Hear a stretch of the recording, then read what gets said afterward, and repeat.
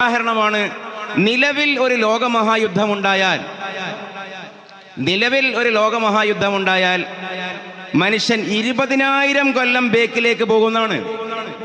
നിലവിൽ പറയലുണ്ട്, ഇന്ന് ലോകത്ത് നിലനിൽക്കുന്ന ശാന്തിയും സമാധാനവും അണുബോംബിന്റെ ഇരട്ടക്കുട്ടികളാണ്.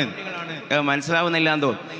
ഇപ്പൊ അണുബോംബ് പൊട്ടിയാൽ ലോകം പഴയതുപോലെ. ഇപ്പൊ ഖിയാമത്ത് നാളിന്റെ അടയാളത്തിൽ ഈസാ അലൈഹി സ്വലാമും ദജ്ജാലും നടക്കുന്ന യുദ്ധം വാളുകൊണ്ടാന്നാ പറഞ്ഞത്. നമ്മളൊന്ന് ആലോചിച്ച് നോക്ക്. റസൂലുള്ള പറഞ്ഞ വാക്കിന്റെ ഒരു കൃത്യതയിലേക്ക് തന്നെയാണ് ഞാൻ ഇനി പോകുന്നത്. വാളുകൊണ്ട്. മഹദി ഇമാം ഇപ്പോ ഇതേപോലെ പോവുകയാണെങ്കിൽ ഒരു 10-100 കൊല്ലത്തിന്റെ ഉള്ളിൽ നിന്ന് അനുമാനിക്കാം ഈ ഗാസ പലസ്തീൻ യുദ്ധം വേറൊരു യുദ്ധമായി മാറും. ഹർമജദൂൻ ഹദീസിൽ പറയുന്ന യുദ്ധം, മഹദി ഇമാം നേതൃത്വം കൊടുക്കുന്ന യുദ്ധം. 10-100 എന്നുള്ളത് ഒഴിവാക്കിക്കളാം. കുറച്ച് കാലം കഴിഞ്ഞാൽ അതൊക്കെ വാളുകൊണ്ടാണ്. പക്ഷെ വാളുകൊണ്ടൊരു യുദ്ധം എന്നുള്ളത് ഇന്നത്തെ ഒരു രാഷ്ട്രീയ സാഹചര്യത്തിൽ അത് ഉൾക്കൊള്ളാൻ പറ്റുന്നുണ്ടോ? കാരണം എന്തൊക്കെ വലിയ സാങ്കേതിക വൈദഗ്ധ്യമുള്ള കാലത്ത് വാളുകൊണ്ടുള്ള യുദ്ധം. പക്ഷേ ഇത് തിരിച്ചു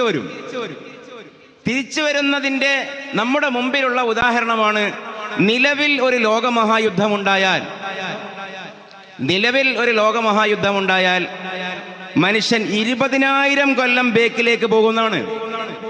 നിലവിൽ ഗാസയെ പറ്റി പറയുന്നത് 300 കൊല്ലം വേണം കഴിഞ്ഞ കൊല്ലത്തെ ഒക്ടോബർ 7 മുമ്പുള്ള സ്ഥിതിയിലേക്ക് മടങ്ങാൻ. കഴിഞ്ഞ കൊല്ലം ഒക്ടോബർ 7 ഈ യുദ്ധം തുടങ്ങിയത്.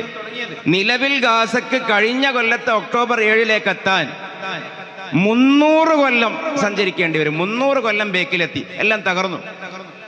ഇവിടെ നിലവിൽ അമേരിക്കയോ റഷ്യയോ ചൈനയോ യൂറോപ്യൻ രാജ്യങ്ങളോ ഒരു അണുയുദ്ധം ലോകയുദ്ധം നടത്തിയാൽ ഭൂമി 20,000 കൊല്ലം ബേക്കോട്ടേക്ക് പോകുന്നു. അപ്പൊ പിന്നെ കറണ്ടില്ല, ഇന്റർനെറ്റ് ഇല്ല, വാഹനങ്ങളില്ല, നല്ല വസ്ത്രങ്ങളില്ല, നല്ല ഭക്ഷണമില്ല, പച്ചില തോല്, അതുകൊണ്ട് നഗ്നത മറക്കും, കായികനികൾ തിന്നും, വാളുകൊണ്ട് കുന്തം കൊണ്ട് കവണ കൊണ്ട് യുദ്ധം ചെയ്യും. ഇത് വരാൻ നിലവിലുള്ള ലോക രാഷ്ട്രീയം ശ്രദ്ധിക്കുന്നവർക്ക് മനസ്സിലാക്കാൻ പറ്റും.